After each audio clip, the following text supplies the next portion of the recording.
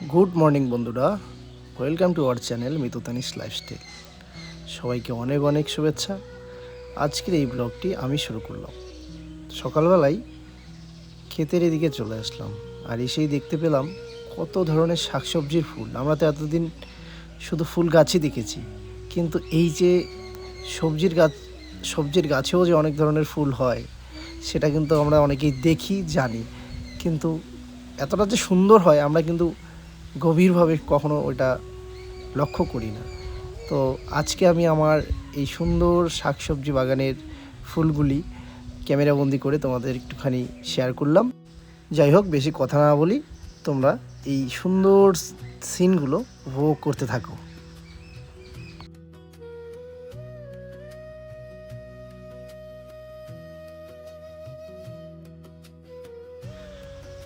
এখনকার সকালের মেঘলা আকাশ তোমাদের কেমন লাগে একটু কমেন্ট করে জানিও। আমি কিন্তু স্পেশালি সকাল টাইমে মেঘলা আকাশ দেখলেই আমি ছুটে চলে আসি আমাদের বাড়ির পিছনে ক্ষেতের এদিকে। আর এসেই কিন্তু আমি যেটা আমার চোখে পড়ে, নজরে আসে, আমি কিন্তু মোবাইল হাতে থাকলে সেটা কিন্তু ক্যামেরা করি। সেটা হয়তো বা ইউটিউবে শেয়ার করা হয়, আবার হয়তো দেখা গেল শেয়ার করাও হয় না, কিন্তু ক্যামেরাবন্দি করতে একদম ভুলি না। তো কেমন লাগছে অবশ্যই কমেন্ট করে জানিও, আর ভিডিওটা দেখতে থাকো।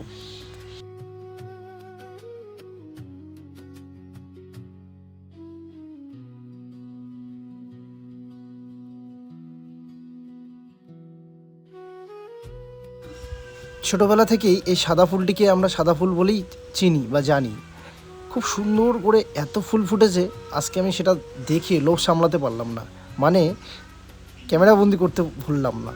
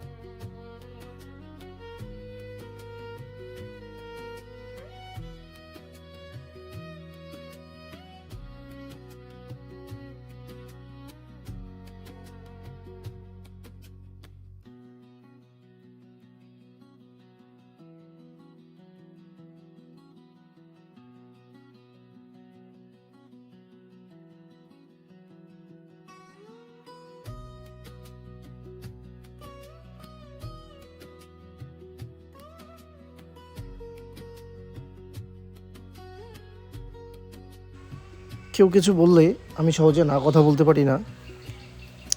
তো একটা সাংঘাতিক অভিজ্ঞতা বা আমাদের সঙ্গে একটা সাংঘাতিক বলতে পারো একটা ঘটনা ঘটেছে আজকে। বিগত দুদিন আগে, ভিডিওটা যেহেতু আজকে দিচ্ছি, কালকে আমরা দিতে পারিনি ভিডিওটা, তো সেটা একটুখানি শেয়ার করব। জানি না ঠিক করেছি কি ভুল করেছি, তবে তোমাদের সাথে শেয়ার করি ঘটনাটা। পাশের বাড়ির এক বৌদি আমাকে এসে বলল যে আমাকে একটা লোন তুলে দে না, খুব বিপদে আছে ভাই, খুব খারাপ পরিস্থিতিতে আছি। কারণ ওনাদের নামে অলরেডি আরও কয়েকটা লোন আছে। তো ঠিক আছে, আমি না করতে পারি না, তোমাদেরকে বললাম, তারপরেও বিপদে আছে। তো যেই কথা সেই কাজ, বলল যে আজকেই যেতে হবে ব্যাংকে। তো আমরা রেডি হয়ে গেলাম, সেখানে মিতুকেও যেতে হবে। তো খারাপ তো লাগছিল দুই বাচ্চাকে নিয়ে এই কোচবিহারে যাওয়া আসা, এতটা লং জার্নি, কিন্তু তারপরেও কষ্ট হলেও যেহেতু তাদের পরিস্থিতি খারাপ, সেই কথা মাথায় রেখে চললাম। যাওয়ার পরে এত ভিআইপি ব্যাংক বা দেখতেই পারছো গেট আপ সেট আপগুলো, সত্যি কথা বলতে ভালোই লাগলো। বসে আছি ভিতরে, এসির হাওয়া।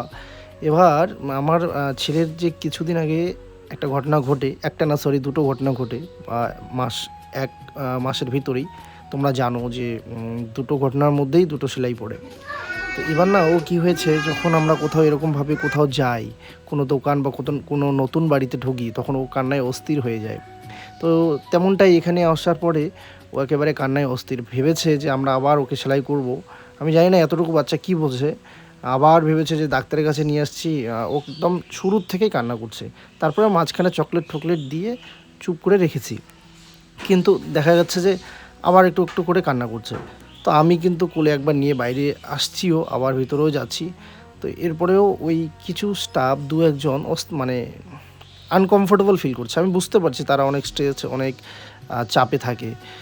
তারপরে না আমি ছেলেকে নিয়ে বাইরে যাচ্ছি, ঠিক আছে ওনাদের অসুবিধা হচ্ছে, বাইরেই যাচ্ছি। ঠিক এমন সময় ওই ব্যাংকের ম্যানেজার, হয়তোবা বস বলা যেতে পারে আর কি ওই ব্যাংকের, এসে ডাইরেক্ট আমাকে বলছে যে আপনি একটু বাচ্চাটাকে নিয়ে বাইরে যান। মানে থ্রোয়িংটা এতটা বাজে ছিল, এতটা খারাপ ছিল, আমি না আউট অফ কন্ট্রোল হয়েছি, সেটাও আবার আমার ছেলে, আমার বাচ্চা। তারপরে তো রীতিমতো আমি ওনার সঙ্গে একদম তর্ক, যে আপনি আমাকে এভাবে কথা বলতে পারেন না, ডিসরেসপেক্ট করতে পারেন না, আপনি বলতে পারেন, কিন্তু ঠিক আছে এটা ব্যাংক, আমি এটাও বুঝি। ওনার বলছিলেন যে এটা ব্যাংক, মানে ইত্যাদি ইত্যাদি অনেক তর্ক বিতর্ক হওয়ার পর অনেক স্টাফও চলে আসে।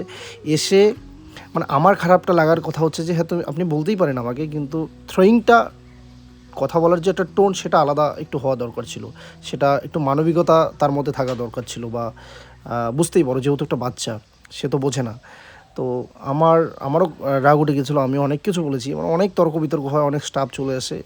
তারপরে উনি বাধ্য হয়ে লাস্টে এটা কথা বললেন, যে বয়স্ক ছিল, সিনিয়র ছিল, আমারও খারাপ লাগছিল সে ঘটনা হওয়ার পরে, যে ঠিক আছে আমি যদি কিছু ভুল বলে থাকি, আমি যদি খারাপ কিছু বলে থাকি, তাহলে আমি ক্ষমা চেয়ে নিচ্ছি। তো দেখো যে এখানে ক্ষমাটা বড় কথা নয়, আমি চাইনি যে উনি ক্ষমা চাক, কিন্তু ওনার যে বিহেভিয়ারটা, এত বড় ব্যাংকের উনি বস বা ম্যানেজার হতে পারে ঠিকই, কিন্তু ওনার কথা বলার থ্রোয়িংটা আমার অপছন্দ হয়। তো সেটা নিয়ে আমার বাড়িতে এসেও খুব খারাপ লাগছিল। নোজ মানে ভালো করে বলো, নোজ মানে চিল্লেও না। এই যে এদিকে তাকাও, নোজ মানে এটা কি তোমার? নোজ মানে টিট মানে, এদিকে তাকাও, টিট মানে দাঁত, তারপর চিক মানে গাল, তারপরে হচ্ছে ইয়ার মানে কান, চুল, তারপরে হচ্ছে লেগ মানে পা, হ্যাঁ, হ্যান্ড মানে হাত, বেলি মানে পেট, কি দাঁড়া এখানে বসো, এই যে দাদা কি বই পড়ে, টাং মানে জিহ্বা, গুড বয়। তারপরে হচ্ছে চেস্ট মানে, এই দেখো চেস্ট মানে বুক, চেস্ট মানে দো বলে চেস্ট মানে বুক, বলো দো বুক, এই যে এটা বুক, এই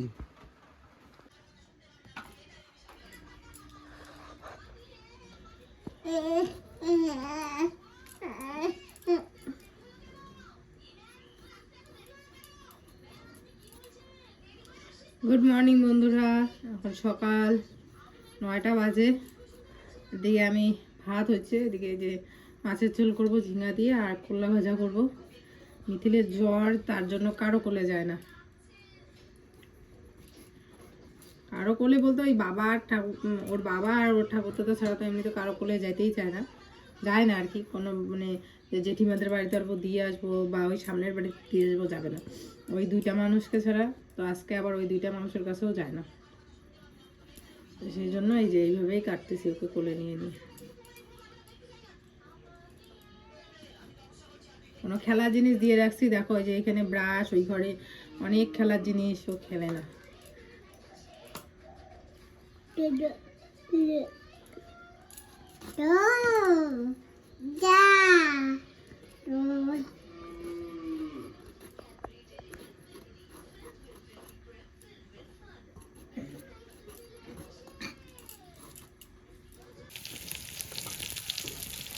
তো ওই ভদ্রলোকের সঙ্গে তর্ক হওয়ার পরে, বা ওই ম্যানেজার বাবুর সঙ্গে তর্ক হওয়ার পরে, আমি কিন্তু সঙ্গে সঙ্গে আমি মিতুকে নিয়ে বের হয়েছি।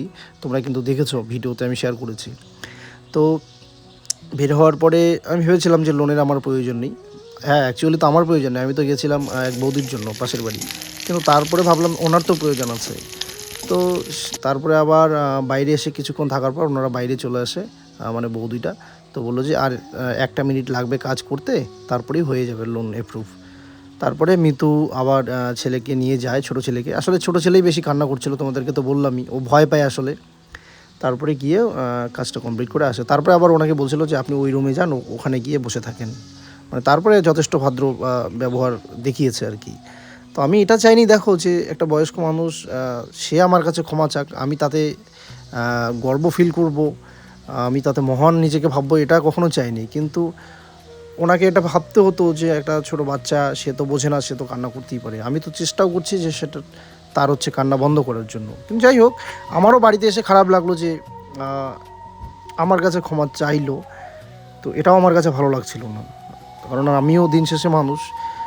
দোষ, হ্যাঁ, ওনারাও একটা প্রাইভেট ব্যাংকে, আমি জানি, আমি প্রাইভেট সেক্টরে কাজ করেছি, কী পরিমাণ চাপ থাকে, কী পরিমাণ টার্গেট থাকে, সেটা আমার ভালো জানা আছে। তো ওনাদের চলছিল মিটিং, তারপরে এইভাবে একটা বাচ্চার আওয়াজ যদি সেই মিটিংয়ের মধ্যে পৌঁছায় গিয়ে, তো সেটা আমি বুঝতে পারি। যাই হোক, এমন একটা ঘটনা হয়েছে, আমার নিজেকেও লজ্জিত, নিজেকে আত্মসম্মানেও লেগেছে। আর তারপরে আবার সেটার অনুশোচনাও হচ্ছিল যে কেনই বা এরকমভাবে আমিও গরম দেখিয়ে কথা বললাম, বা আমারও থ্রোয়িংটা ওরকম কেন জানি হয়ে গেছিলো। যাই হোক, বাড়ি আসার পরেও খারাপ লাগছিল। আমি আসলে কাউকে হার্ড করে কথা বললে পরে আমার পরে রিয়েলাইজ করি, হিট অফ দি মোমেন্ট হয়ে যায় ঠিকই, কিন্তু আমার খুব অনুশোচনা হয় যে আমি কেন বা এরকম করে বললাম। না বললেও তো পারতাম। আসলে একটা কথা যখন একবার মুখ দিয়ে কাউকে আঘাত করব, বলে দিব রাগ দেখিয়ে, সেটা তো আর ফিরিয়ে নেওয়া যায় না। সেটা কিন্তু যাকে বললাম তার আঘাত লেগেছে, তার ভিতরে লেগেছে, সেটা কিন্তু আমি এখন চাইলেও সেটা করতে পারবো না।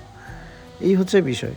যাই হোক, সবাই ভালো থেকো, সুস্থ থেকো, আর ভিডিওটা দেখতে থাকো। আমি তো অনেক কিছু রান্না করছি এসে বাড়িতে, তো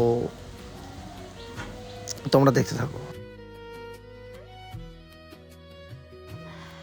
আজকে দুপুরে কে জানে যে গ্যাস শেষ হয়ে যাবে, সত্যি মানে এখন যে পরিমাণে গ্যাসের ক্রাইসিস চলছে বন্ধুরা, কি বলবো। তো এর আগের মাসে কিন্তু আমি মানে একজন আমাকে কমেন্টও করে বলেছিল, এক বুনু না, যে দিদি তোমার গ্যাস কত দিন চলে। আমার গ্যাস মোটামুটি ওই 40 দিন এরকম যায়, 40-45 দিনের মতো যায় আর কি, হিসাব করে দেখেছি আর কি। তো কী হয়েছে বলো তো, 2 মাস আগে আমি একটা গ্যাস আমার থাকাকালে আর একটা গ্যাস ভরে নিয়ে এসেছিলাম, পাশের বাড়ি এক বৌদি দিয়েছিল, ওদের গ্যাস ভরবে না বলে ওদের খালি ট্যাঙ্কিটা দিয়েছিল। তো ওটাতে না আমি কি করেছি, গ্যাস ভরেছি। এখন এই মুহূর্তে আজকে দেখি মানে একদম রাত্রেবেলার দিকে, রাত্রে না সন্ধ্যার দিকে একটুখানি পায়েস বসিয়েছিলাম। বাচ্চারা যখনই যেটা আবদার করে দিতে ইচ্ছে করে, আর মা হিসেবে না করে দিলে খুব খারাপও লাগে। তো বড়টা খেতে চেয়েছিল একটু পায়েস, বলছিল মা আমি পায়েস খাবো। আমি বললাম ঠিক আছে বাবা। তো ওর বাবা দুধ নিয়ে আসলো আর কি, তো মামা বাড়ি থেকে। তো তারপরে কি করেছি, দুধ দিয়ে ওর জন্য অল্প একটু পায়েস করছি। সেই মুহূর্তে হাফ পায়েস হয়েছে, তারপরে গ্যাস শেষ। এই তো মাথায় বাড়ি, তোমাদের দাদাভাই আগে থেকে বুকিংই করে রাখেনি, যার কারণে এমন অবস্থা হয়েছে, মানে কি বলো। তো যাই হোক, বুকিং করা হয়েছে, এখন জানি না ভগবান কবে দিবে, ভগবানের উপরই এখন সব ভরসা। আর গ্যাস তো পাওয়াই যাচ্ছে না। তো জেঠিমাদের বাড়িতে রান্না করেছিলাম, আর রুটিটা কিভাবে করেছি তোমাদের দেখাবো, তোমরা দেখতে পারবে। এদিকে দেখো চলে আসলাম বিকেলবেলার দিকে একটুখানি ঘরটা দেখতে। এই যে আমার স্বপ্নের ঘরটা, এটা নিয়ে যে আমার কত স্বপ্ন, মাঝে মাঝে এই ঘরটাকে দিকে তাকিয়ে থাকি জানো। সত্যি তোমরা বললে হয়তো বা হাসবে, কিন্তু না, যখন আমি ঘরটার দিকে তাকিয়ে থাকি আর ভাবি আমার খাটটা ঠিক এই পাশে রাখলে বেশি ভালো লাগবে, জানলার পুরো হাওয়া আসবে। আর এদিকে আমি ড্রেসিং টেবিল রাখবো, এদিকে আমার হচ্ছে একটা শোকেস কেনার ইচ্ছে আছে, মানে ওই যে কাচের শোকেসগুলো থাকে না ওরকম। তো ওরকম একটা কিনবো, ওখানে ওইটা রাখবো। তারপর এই পাশের রুমটাতে এই জিনিসগুলো রাখবো, একটা সোফা কেনার ইচ্ছা আছে। এই সমস্ত কিছু ভাবতে আমি যখন দেখি না সময় যে কোথা থেকে চলে যায়, সত্যি আমি ভাবতে পারিনি যে এত তাড়াতাড়ি এতটুকু কাজ হবে। তো তোমরা ভালোবাসা দিও, সাপোর্ট করো। আর তোমরা অনেকেই বলছে যে রুমগুলো বেশ বড় বড় হয়েছে। হ্যাঁ বন্ধুরা, রুমগুলো বেশ বড় বড় হয়েছে। আর আমার যে একটা ইচ্ছা ছিল জানলার উপরে বসে থাকবো, সেই ইচ্ছেটা পূর্ণ হচ্ছে। দেখো কি সুন্দর জানলা হয়েছে একটা। আমার এই জিনিসটাই আমার খুব ইচ্ছে ছিল যে এরকম ফাঁকা জানলা থাকবে। যদিও বা এটা অবশ্যই গ্রিল লাগানো হবে, জানলা লাগানো হবে, কিন্তু তবুও জানলা বলতে ওই যে কাচের স্লাইডারগুলো যেগুলো তোমরা বলেছিলে ওগুলো লাগানো হবে। তো সত্যি মানে আমি না আর তর সইছে না, আমার মনে হচ্ছে তাড়াতাড়ি কাজ হয়ে যাক, তাড়াতাড়ি আমি ঘরে ঢুকতে পারলেই বাঁচি। এতদিন যখন সবুর ধরেছে না, কিন্তু আর সবুর কেন জানি ধৈর্য ধরছে না। মানে কি বলতো, যতদিন না হবে ততদিন ঠিক আছে, হবেই, করব, কিন্তু যখন শুরু করা হয় না তখন মনে হয় যে কবে শেষ হবে আর কবে আমি বাকি করব। বাকিটা কমপ্লিট করব। এই যে বন্ধুরা, এই সময় ঠিক আমি মানে দুধ বসিয়ে দুধটা গরম করে তারপরে হচ্ছে চালটা দিয়েছি, ঠিক এই মুহূর্তে গ্যাস শেষ হয়ে গেছে। মানে আমি কি পাগল হয়ে গেছি। তোমাদের দাদাভাই আসলে আমি এত মানে চাপে থাকি না, মানে গ্যাস বুকিং করতে হবে যে সেই কথাটাই ভুলে গেছি। নাহলে যদি গ্যাসটা বুকিং করে রাখতাম তাহলে হয়তো বা মানে হয়ে যেত আর কি, কিন্তু গ্যাসটা বুকিং করাই হয়নি। এদিকে দেখো কিছু চাল পাঠিয়েছে, আর এই মিষ্টি কুমড়োটা জেঠিমারা দিয়েছে। ওদের বাড়িতে প্রচুর মিষ্টি কুমড়ো হয়েছে, আর এই কাঁচাটা এটা আমাদের ক্ষেতের আর কি, কচিটা। আমাদেরগুলোও হচ্ছে, সময় লাগবে, টাইম লাগবে, এত তাড়াতাড়ি হয় না আর কি। আর এদিকে দেখো মিতাস খেলা করছে। ও আমাকে দুধ নিয়ে এসছে, কিশমিশ নিয়ে আসছে, বাদাম নিয়ে আসে, এসেই আমাকে বলছে মা কখন বানাবা, তাড়াতাড়ি বানাও। তো আমি বলছি দাঁড়াও বাবা, একটু দাঁড়াও। তো গ্যাস শেষ হয়ে গেছিলো, জেঠিমাদের বাড়িতে গিয়ে ওখানে বানালাম, বানিয়ে জেঠিমাদের এক বাটি দিলাম। আর হচ্ছে যে বাড়ির জন্য নিয়ে আসলাম মিতাংশের জন্য। ওই মোটামুটি কতটুকু বলো তো বানিয়েছি, ওই আধা কেজি দুধের মধ্যে বানিয়েছি, আর বাকিটা দইয়ের মধ্যে রেখে দিয়েছি।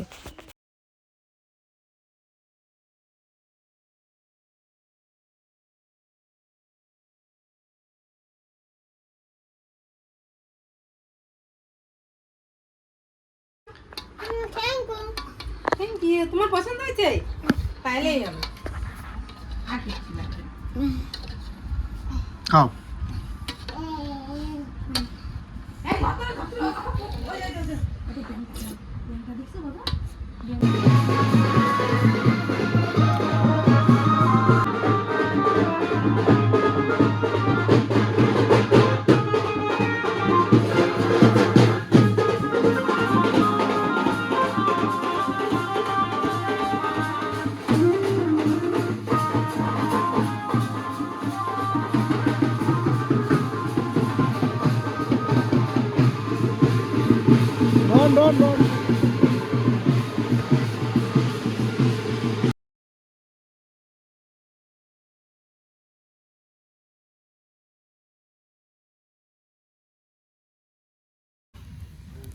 দুধ গরম করে নিয়ে আসলাম জেঠিমাদের বাড়ি থেকে, নিয়ে এসে তারপরে এদিকে দুই ছেলেকে দুধ ভাত খাইয়ে দিলাম। দুপুরের ভাত ছিল, দুধ ভাত কলা দিয়ে খাইয়ে দিলাম। এখন আমাদের পালা হচ্ছে রাত্রে রুটি। কি যে যুদ্ধ করে রুটি বানিয়েছে বন্ধুরা। এখন তোমরা অনেকেই বলবে যে মিতু তুমি হচ্ছে একটা উনান বানাও। সত্যি কথা বলছি বন্ধুরা, উনানে রান্না করার মতো মানে অত সময় নেই যে গ্যাসের মধ্যে বসিয়ে দিয়েও আমি কিন্তু বাচ্চাগুলোকে দেখি বা নিয়ে নিয়ে রান্না করি, কিন্তু উনানে পারবো না। তো বাবা এদিকে একটা চাল কুমড়া নিয়ে আসলো।